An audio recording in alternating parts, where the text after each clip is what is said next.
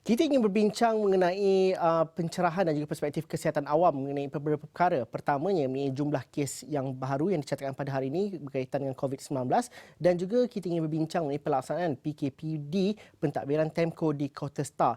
Dan bersama kita melalui talian Skype pada ketika ini ialah Profesor Madya Dr. Malina Osman, Pakar Kesihatan Awam Fakulti Perubatan dan Sains Kesihatan Universiti Putra Malaysia UPM.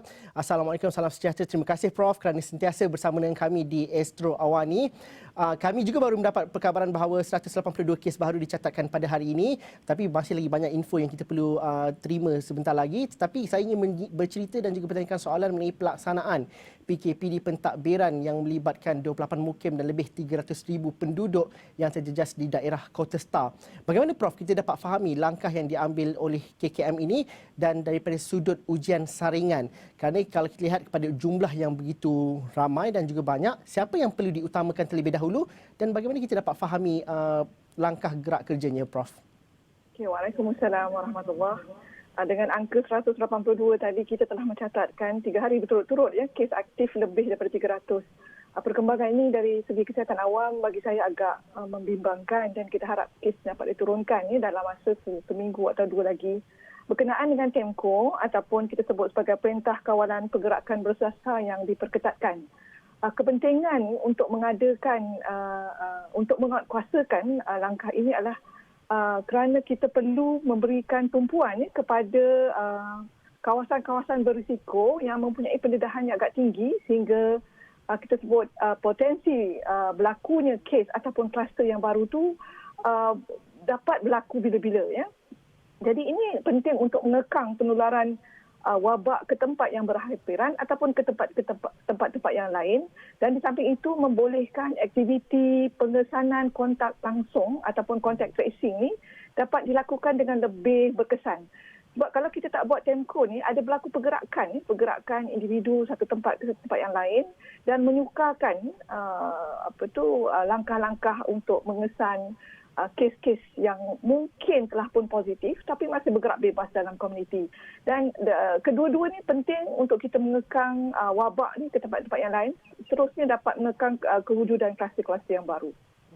Prof, kalau kita dapat, kalau saya dapat kongsikan ciapan terkini daripada pihak KKM, daripada 182 kes baru yang dicatatkan hari ini, kebanyakan kes adalah dicatatkan melibatkan kluster benteng di Sabah, iaitu sebanyak 167 kes, manakala hanya 14 kes yang melibatkan kluster telaga dan juga kluster sungai.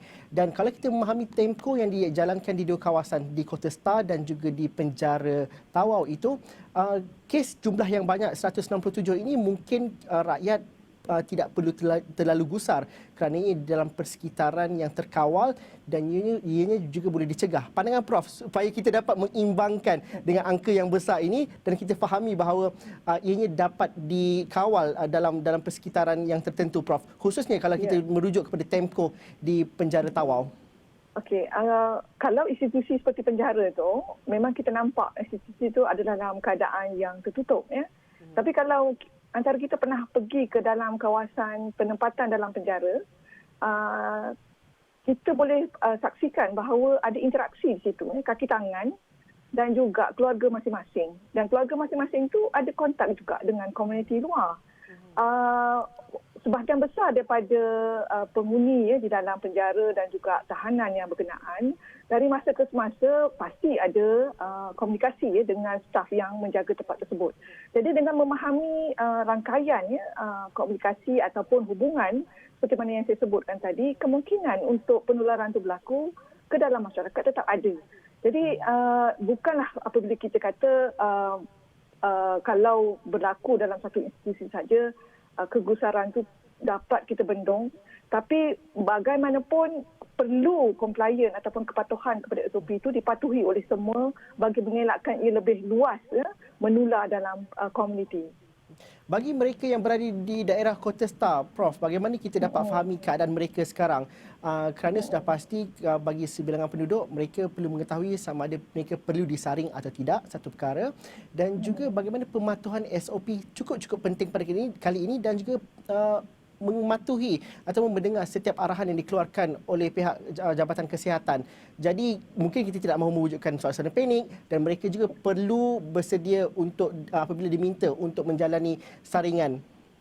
Ya, yang penting sekali ialah kita memahami bahawa TEMCO ataupun kawalan pergerakan perintah kawalan pergerakan yang diperketatkan disasarkan ini adalah untuk mengekang penularan. Jadi dalam daerah Kota Star tu, saya difahamkan kebanyakan penularan tu berlaku di kluster yang melibatkan sistem perkhidmatan kesihatan, ya. Dan masing-masing ada kontak dengan keluarga masing-masing. Jadi sekiranya ada pendedahan kepada individu-individu yang didapati positif ataupun dari masa ke semasa dimaklumkan oleh Jabatan Kesihatan untuk melalui ujian saringan, masyarakat perlu bersedia. Di Kota Star pada pandangan saya perlu diutamakan yang senarai, ya, yang telah dikenal pasti mereka-mereka yang perlu dikesan, ya, melalui aktiviti contact tracing, pengesanan kontak. Dan selebihnya itu, kalaulah mereka kata ada di antara mereka yang mempunyai sejarah pendedahan, ya, dengan kes-kes yang positif ataupun yang disyaki positif, perlu tampil ke hadapan untuk membolehkan diri mereka itu disaring. Keadaan ini perlu dihadapi dengan tabah, ya, dan kita memahami, ya, pas kita melalui tempoh PKP terdahulu dalam tempoh 2 hingga 3 bulan, ialah satu tempoh yang sangat begitu mencabar dan menduga kita punya kesihatan mental. Jadi sama-sama, ya, kita berdoa semoga keadaan di Kota Star dapat dipulihkan secepat yang mungkin. Daripada segi keupayaan untuk menjalankan ujian saringan, saya rasa itu tidak perlu diragukan, Prof. Kalau dilihat kepada betul. keupayaan sebelum ini juga. Pandangan Prof bagaimana? Dalam masa seminit. Ya, pada pandangan saya pun sedemikian. Sebab keadaan kita sudah berlalu agak beberapa bulan, ya. Kos saringan tu tidak lagi begitu tinggi berbanding semasa ujian saringan mula-mula diperkenalkan pada awal tahun ini. Jadi insyaAllah dengan kecekapan dan juga dedikasi Kementerian Kesihatan dan juga bersama masyarakat awam dan juga kos yang mampu ditanggung oleh agensi-agensi yang berkenaan, saya yakin ianya boleh dilakukan dengan lebih berkesan.